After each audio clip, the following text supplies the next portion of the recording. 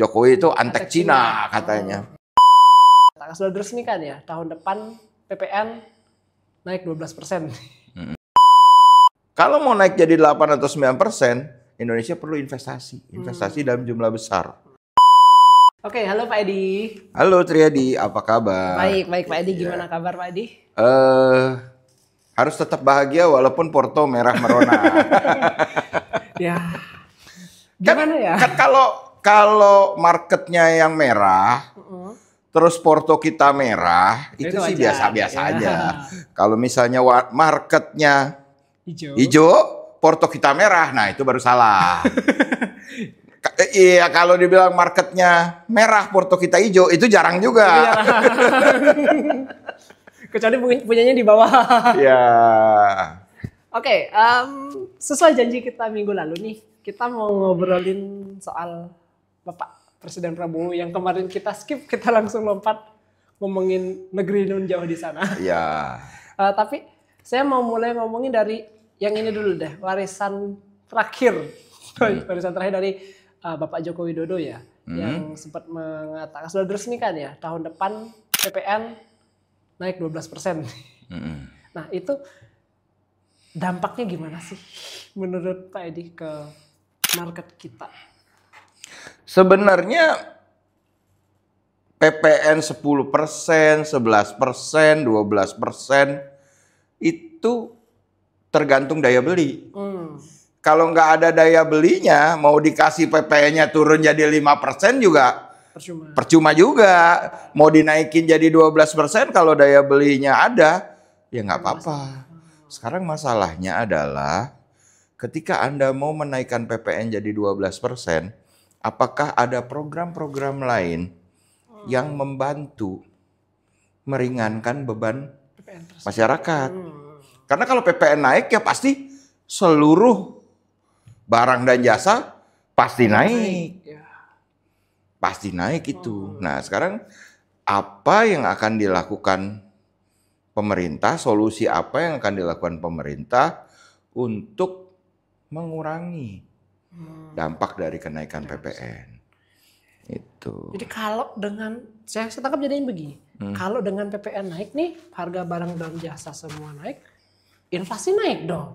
Oh ya pasti. Ya pasti. Sementara sekarang aja inflasi udah nggak karu-karuan ini. Nah, makanya sebenarnya kalau kita lihat, kalau kita ngomongin inflasi, kita ngomongin harga barang, saya percaya kalau dikerjakan dengan baik dan benar, program-program pemerintahan Presiden Prabowo ini akan bisa meningkatkan daya beli masyarakat, akan bisa mengurangi inflasi. Kenapa? Karena kalau kita lihat dari prioritas-prioritas programnya Prabowo, jadi itu lebih banyak adanya di pembangunan manusia atau adanya di pembangunan kesejahteraan. Jadi tidak ada proyek monumental, bikin jalan tol, bikin bandara, bikin apa yang kereta cepat yang banyak dilakukan di zaman presiden sebelumnya. Sekarang enggak, fokusnya makan gratis, pemeriksaan kesehatan yang lebih affordable, yang gratis, katanya medical check up gratis setiap ulang tahun. Ya nggak tahu apakah itu cuma pemeriksaan, walaupun itu cuma pemeriksaan kolesterol ataupun gula darah, tapi seumur Indonesia merdeka belum pernah ada pemeriksaan kesehatan gratis pas ulang tahun. Dan itu juga nggak tahu apakah sudah akan terwujud atau belum, tahun berapa terwujudnya nggak tahu. Kemudian masalah swasembada pangan, masalah pendidikan, masalah bagaimana beliau mendorong supaya kalau bisa bukan cuma B40 tapi B50 sawit kita masukkan sebanyak-banyaknya dalam komponen bahan bakar gitu ya, supaya bisa menurunkan harga solar. Karena kalau kita tahu ya solar memang vital gitu untuk transportasi kan ya, untuk logistik. Jadi kalau solar itu bisa ditekan, subsidi solar bisa ditekan, ya mungkin kan pemerintah bisa punya nafas lebih panjang. Jadi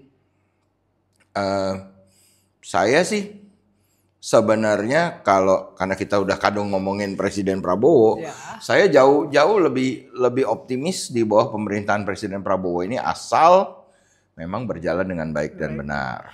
Contoh, beliau bilang ingin pemerintahan bersih tanpa korupsi.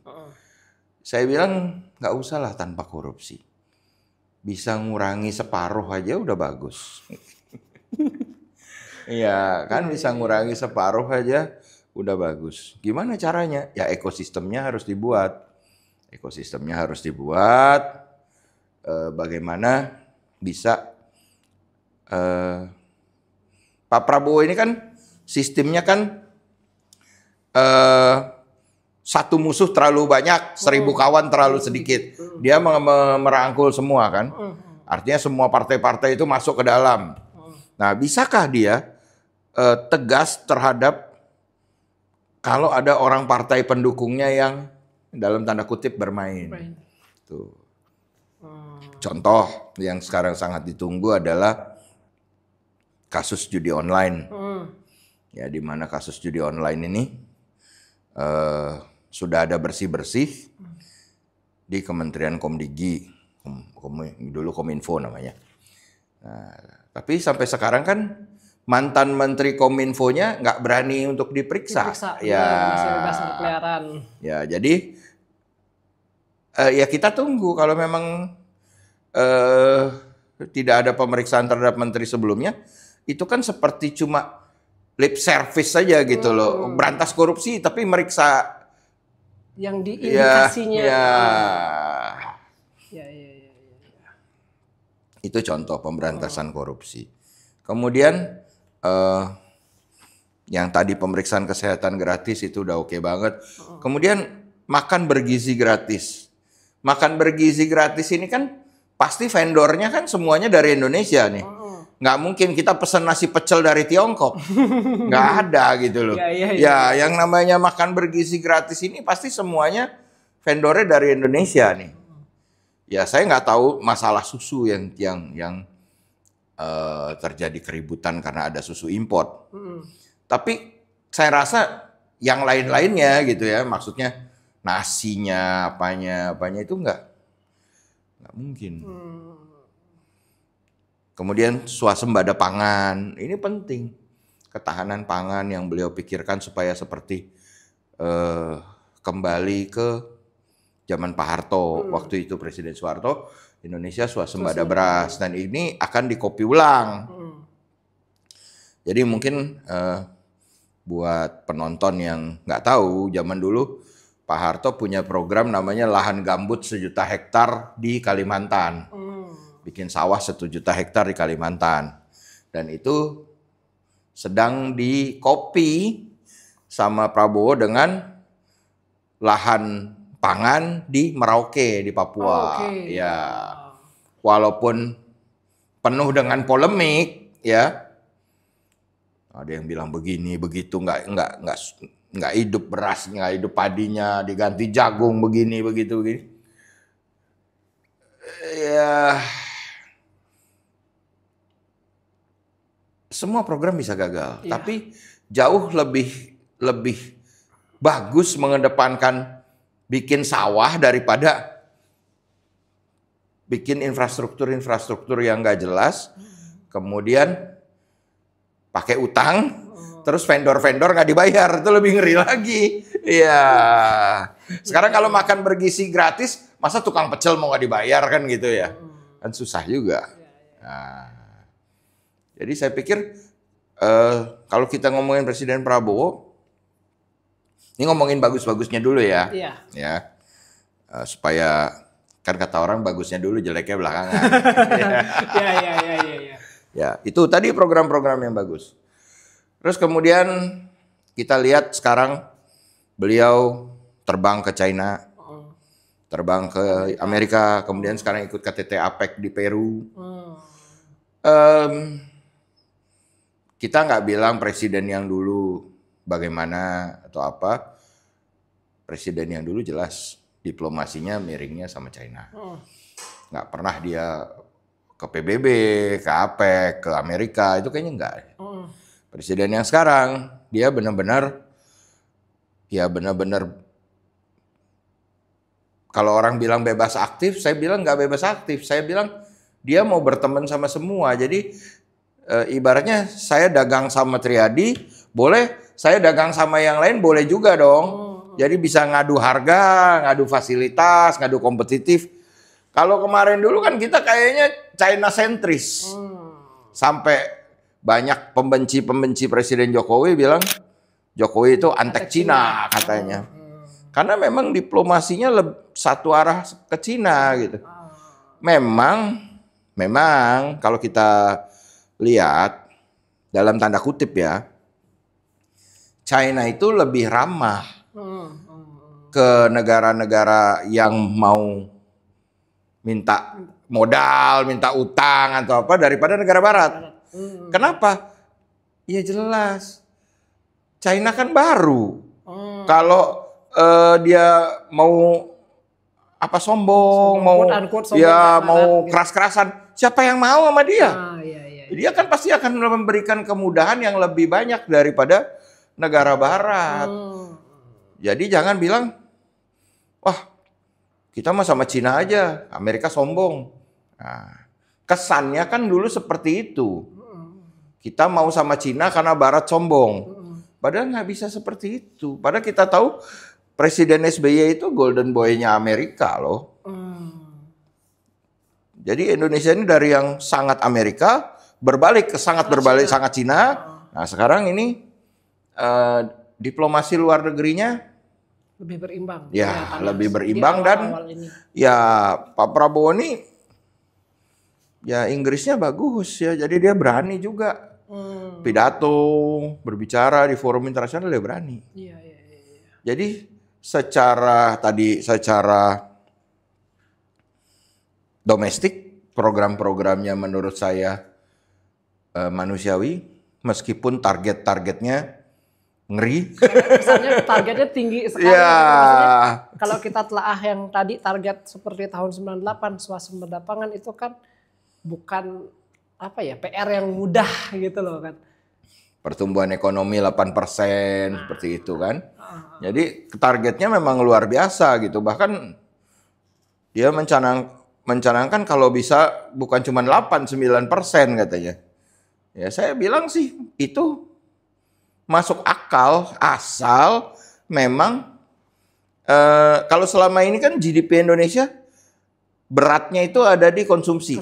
Konsumsi itu baik itu belanja pemerintah maupun konsumsi masyarakat. Kalau mau naik jadi 8 atau 9%, Indonesia perlu investasi dalam jumlah besar. Investasi dalam jumlah besar itu hanya bisa terjadi kalau ya Indonesia menarik di mata investor. Ya banyak hal. Ya nggak cuman korupsi berkurang gitu kan, banyak hal itu kalau dibahas bisa satu video lagi. Nah jadi positifnya tadi itu domestik, kemudian dari luar negeri positif. Negatifnya kalau kita lihat setidaknya ada dua keputusan Presiden Prabowo yang sudah dibuat. Yang pertama adalah Perpres mengenai penghapusan hapus tagih utang UMKM kayaknya namanya. Perpres hapus tagih. Hapus tagih utang. Ya. Udah coba. Nah, kan? Nah ini Ya, jadi ada Perpres hapus tagih kredit UMKM. Ya. Ini sudah ditandatangani ya. Jadi peraturan pemerintah nomor 47 tahun 2024 sudah ditandatangani oleh Pak Prabowo. Permasalahannya adalah sosialisasinya belum. Jadi Pak Prabowo maunya cepat, tapi sosialisasi belum ada. Jadi yang ke bawah kelimpungan. Ya, yang di bawah kan bingung. Ini utang yang mana? Yang dihapus tagih yang seperti apa? Itu yang di bawah bingung. Maksudnya orang banknya bingung. Yang punya utang juga bingung. Nah, yang orang yang di luar, misalnya yang di pasar modal, bingung juga. Loh, kalau semua orang utangnya dihapus, nanti semua orang tinggal ngutang lagi dong, gampang. Ngemplang-ngemplang utang namanya. Jadi timbullah penurunan harga saham perbankan, ya, yang membuat market Indonesia kelihatan ya turunnya cukup sadis ya. Dalam 1 bulan ini turun 10% market Indonesia. Saya bilang sih ya bulan November sih wajar koreksi, tapi koreksi segini besar sudah cukup dalam ya. Saya pikir sih harusnya sudah minggu minggu depan sudah minggu ke-3 November ini. Ya, ini kan videonya di tag sekarang, nanti terbitnya hari Jumat depan gitu ya. Jadi disclaimer ini hari Minggu kedua bulan November. Besok masuk Senin, mulai masuk minggu ketiga bulan November. Ya, harusnya minggu ketiga bulan November market sudah membaik harusnya. Paling enggak di minggu keempat sudah harus bisa lari. Ya, jadi itu saya bilang tadi Perpres atau peraturan pemerintah nomor 47 tadi belum disosialisasikan dengan baik, tapi sudah diumumkan. Diumumkan dulu, ditandatangankan dulu, belum ada kejelasan nih seperti apa nih. Ya, juknisnya, petunjuk teknisnya belum ada nih ke bawah nih. Harusnya sosialisasi dulu. Petunjuk teknisnya. Ya, orang sudah ngerti di bawah, baru diteken. Ya. Sama dengan satu lagi peraturan pemerintah soal Danantara. Oh iya Danantara. Iya ini sempat heboh nih. Ya. Yang menjadi holding untuk semua BUMN ya kalau nggak salah ya Danantara itu ya. Jadi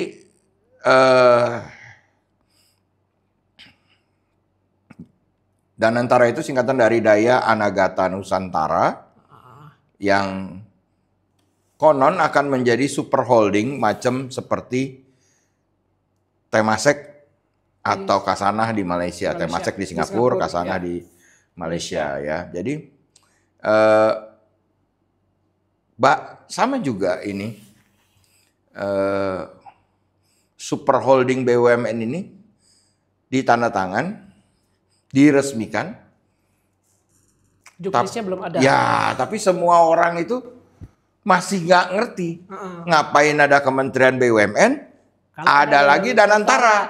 Apa fungsinya Pak Presiden mengangkat Erick Thohir sebagai Menteri BUMN dan apa fungsinya Ketua Danantara ini? Apakah Danantara ini akan dipakai untuk nyari utang? Apa bagaimana ini? Apalagi Danantara itu kan kalau nggak salah isinya cuma 7 BUMN. Ya, adanya cuma 7 BUMN. Apa ya, Telkom, PLN, Pertamina, kemudian bank-bank pemerintah, Himbara yang besar-besar itu, BNI, BRI, Mandiri, ya itu. Jadi saya lihat gitu ya. Ini menimbulkan kebingungan gitu. Apakah ini memang sengaja untuk membuat